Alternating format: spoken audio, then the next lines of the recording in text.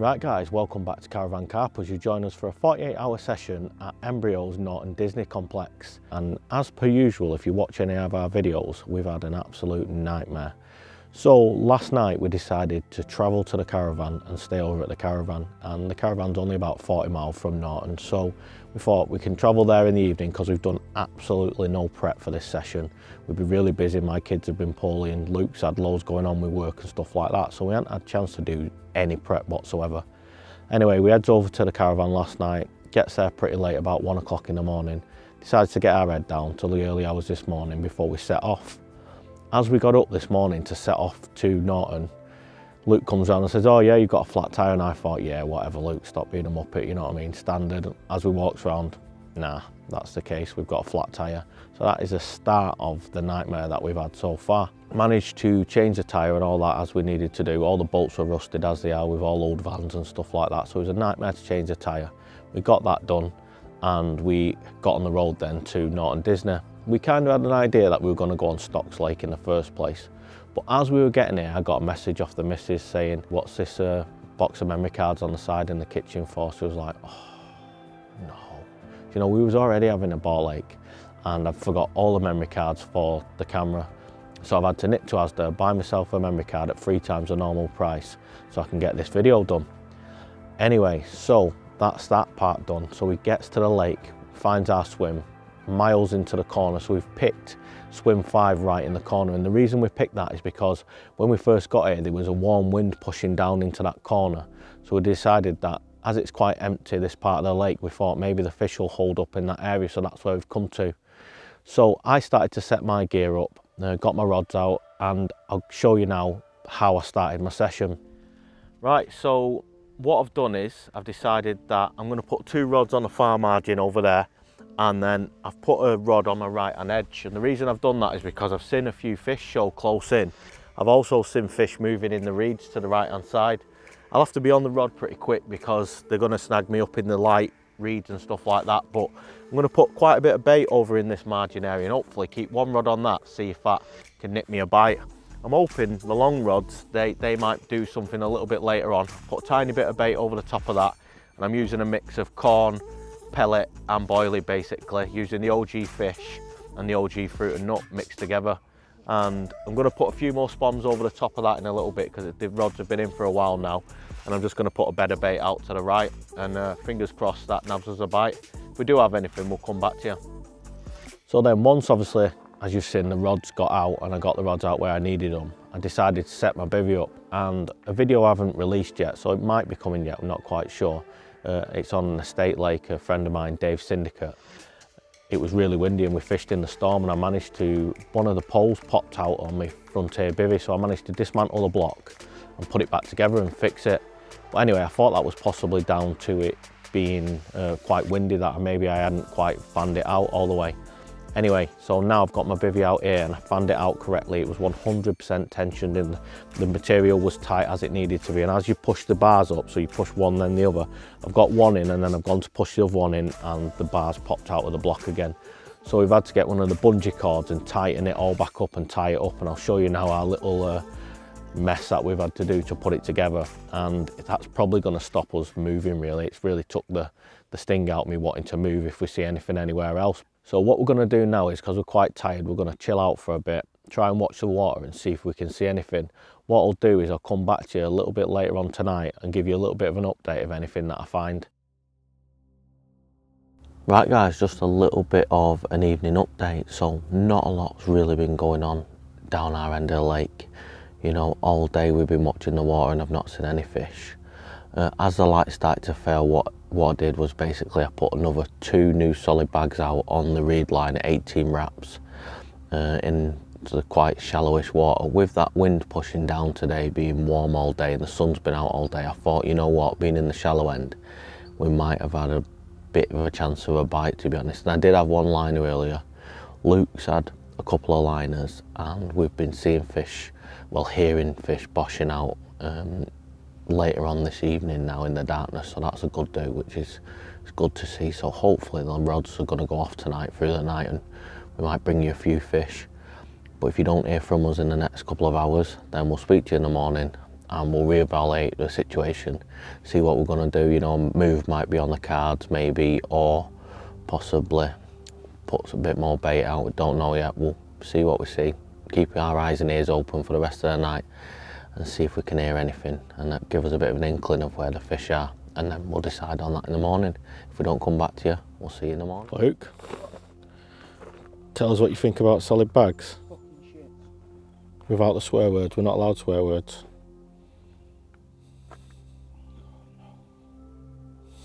Not very good. Luke's not a fan of the old solid bags. Luke used to be a bit of a casting master, to be honest, and he's struggling a bit with the old solid bags. He's not a fan. I think it's the pressure of the camera for him that's doing him in, you know. No, I've got a tight gap to put a little solid bag in, and probably it is the size of a bin lid. I'm just struggling at the moment. I've just had to tie, I've not got many more tied up, so this is my last one. It's got to be on the money. And hopefully the red bullet hole will give me a fish.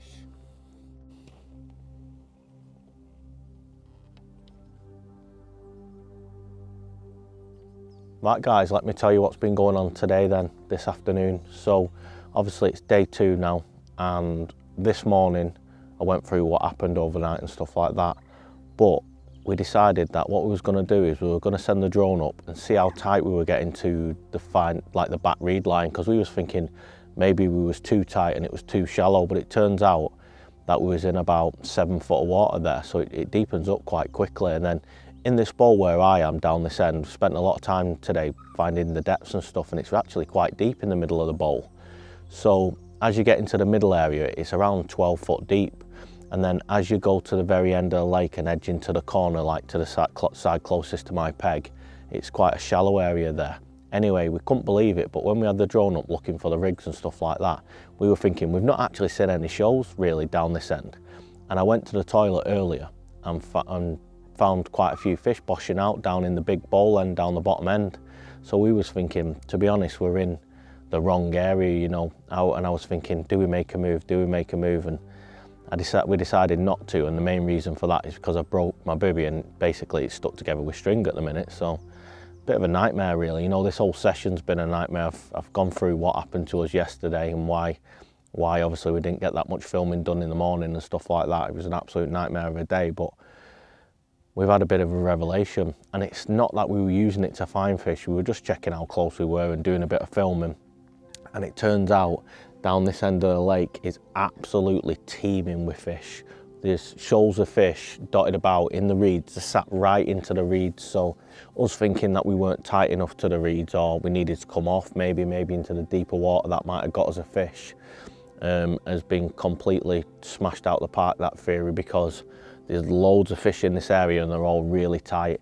It's just how tight can we get, because it is quite snaggy as you get tight to the edge of the reeds. So what we've done is Luke's been round and I've cast a couple of leads to Luke and he's put them in off the bank for me now. So I've got leads in and I've got bait and rigs all in a spot that's hopefully going to catch us a few fish. So I've actually dotted them about now, rather than having 2 on a spot and 1 in a separate area.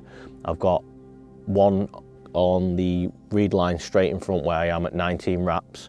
I've now got 1 a bit further around into the bay, and now I've found one because we found a big pack of decent sized fish tucked right into the reeds. I've got 1 close to them reeds, and I've probably spooked them off by casting as close as I have, but you never know, there might be a chance of a bite. I'm quite shocked that my rig I had in the right hand edge hasn't gone off through the night, but when we've gone up with the drone, because I'm fishing a load of corn and it's quite clear, you can blatantly see that the bait hasn't been touched. So that's a bit shocking really, especially with finding how many fish there are in this area. We should be in for a bite, and just, it's a bit soul destroying actually that we'd not seen any, you know, we'd not had any liners or anything like that, and then we see all the fish in the area. It's maybe they're not interested, but it's one of them, innit? You know, it's fishing. So we've tried something different. Throughout the day I've been trying different things. I've been chucking solid bags about the lake and moving them every hour. I've fished zigs, you know, I've chucked zigs out as soon if you can only have it on 1 rod, so I've had 1 zig out. And I'll show you my little contraption that I use when I'm fishing zigs. When you're allowed to fish places with a leader, what I find as a great little thing is I create a little small bit of lead core with a lead clip on it, and that allows me to quickly change between my solid bag leaders, my standard helicopter leaders, which I'm fishing on my singles, or I can fish zigs then with that little bit of a leader, and it's good. So I'm happy with that. Right, I'll leave you with that for now, and I'll come back to you a little bit later on. Just before we have tea and stuff like that, I'll give you a little bit of an update as to what's been going on there. Right team, so I've been watching the water for most of the afternoon really, and I've not really seen anything, but the weather has completely changed now. You know, it's absolutely peeing it down. I've got my rods on spots that I'm happy with now, so I'm pretty glad about that, because the last thing you want to do is try and get your rods out in the rain. And as I've said in my other videos, it always seems to be the time when you want to get your rods out that it starts raining. Anyway, now I'm going to do my rant of the vlog, and this rant's probably relevant because you see it all the time, and it's something that really irritates me. You know, I know people will say that me using a bait boat is cheating, and obviously I've got a drone as well, but the drone's more for the photography side. It was just lucky that we actually managed to spot a fish with a drone this morning. But the rant of the vlog and the subject for that is, why can't people just follow the rules? You know, I know that people like prefer fishing barbless or barbed hooks or whatever, you know, they like fishing lead core or certain ways and certain rigs, and I know that, you know, 9 times out of 10 they don't cause a lot of damage and bits and bobs, but the reality of it is we don't own these lakes. You know, it's the owner that makes the rules, and I just can't do with that people don't follow it. And I know they want to fish the way they fish, but Luke before went into the trees and to find his spot and then put some bait over the spot, and what he found was this rig. And there's nothing wrong with the rig, the way it's tied or anything, but it's got a crushed barb on the hook. You know, and here at Norton Disney, there's a barbless only rule, no crushed barbs, and it just irritates me that people just don't follow the rules, you know. And then some people will kick off when they have to have rig checks and stuff, and that's because, and there's nothing worse, you know, if I'd have got solid bags out on the spots where I had them and how tight they are to the bush now, and I've had to bring them in for a rig check, I'd be devastated, but I'd still have to do it because that's the rules, you know what I mean? But no, it just gets on my nerves. And what's your thoughts on it? You know, there are some lakes out there that like have millions of rules compared to like Linear that has very little rules, if that makes sense. And at the end of the day, like I said, it's down to the lake owners to decide them rules. We don't own them fish, we just pay to fish the lakes. So what's your thoughts? Hit me up in the comments down below and tell me what your thoughts are on lakes that have millions of rules versus lakes that don't have any rules, and let me know what you think. Hopefully you've been able to hear me through this, because the rain's now bouncing down. You know,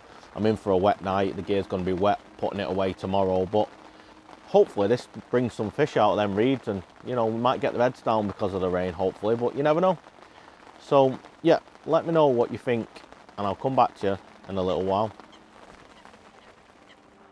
Right, so nothing's really happening at the minute, to be honest, and it's been peeing down all day now, coming to the evening, and I actually thought I might have had a bit of a run. You know, I've got my rigs in places where I know there's fish and nothing's happening. So on one of my rods, I'm going to take a gamble. What I'm going to do is I'm going to bring the left-hand rod back in. I'm going to wrap it up at 19 wraps to the far margin, but I'm going to fill it in with a spom. I'm just going to go for it. You know, it's kind of shit a bus now. We've not really got anything that's working. You know, nothing's really happening for us. So I'm going to try and make something happen. And then all night now, I'm going to be putting spoms in over that one spot, see if I can make something work from it. I'm going to try and work at it loads and see how we get on.